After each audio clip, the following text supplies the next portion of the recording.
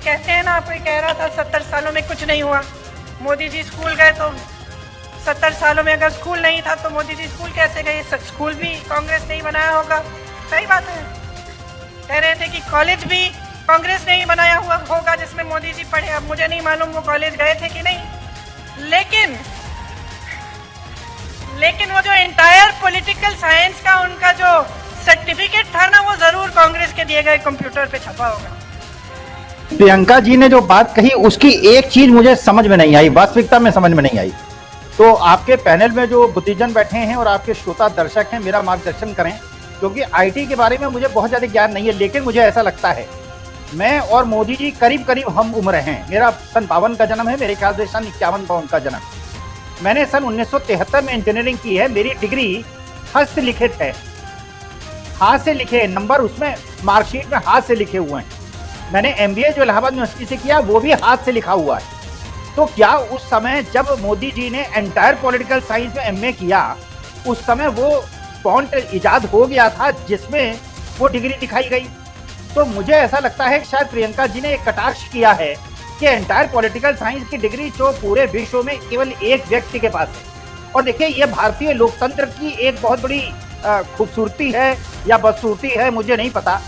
लेकिन अगर कोई आदमी ये कहता है कि मैंने पीएचडी की है, मेरे पास 40 साल का अध्यापन का अनुभव है या प्रशासनिक अनुभव है, तो शायद लोकतंत्र में वो एक एडिशनल क्वालिफिकेशन हो सकती है।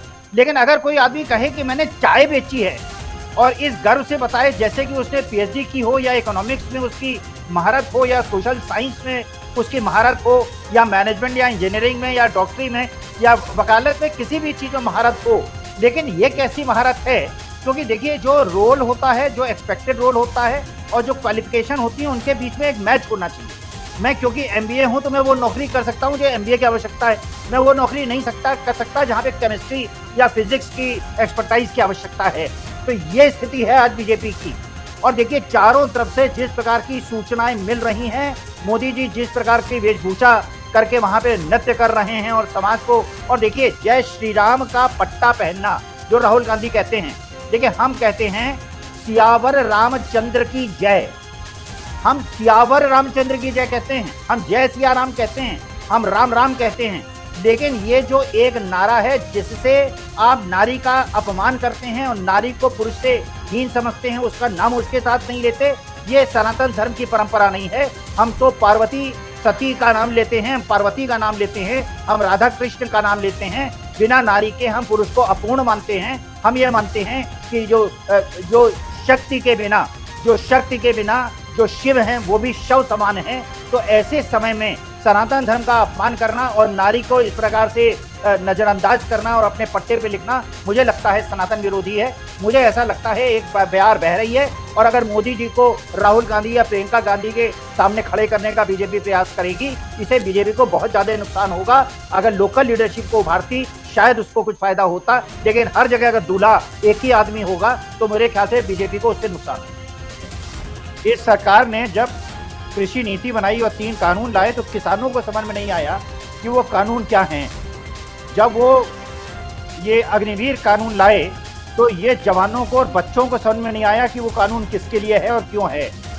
और जब वो ओल्ड पेंशन स्कीम को उन्होंने लागू नहीं किया, कांग्रेस की जहाँ जहाँ सरकार बनी उन्होंने ओल्ड पेंशन स्कीम लागू कर दिया, सरकारी कर्मचारियों को समझ में नहीं आया कि सरकार की नीति क्या है। तो ये सरकार की नीति समझने के लिए मेरे ख्याल से बुद्धिजीवी होना आवश्यक नहीं है, और जिस चीज़ की आवश्यकता है वो हम बन नहीं सकते, पहली बात।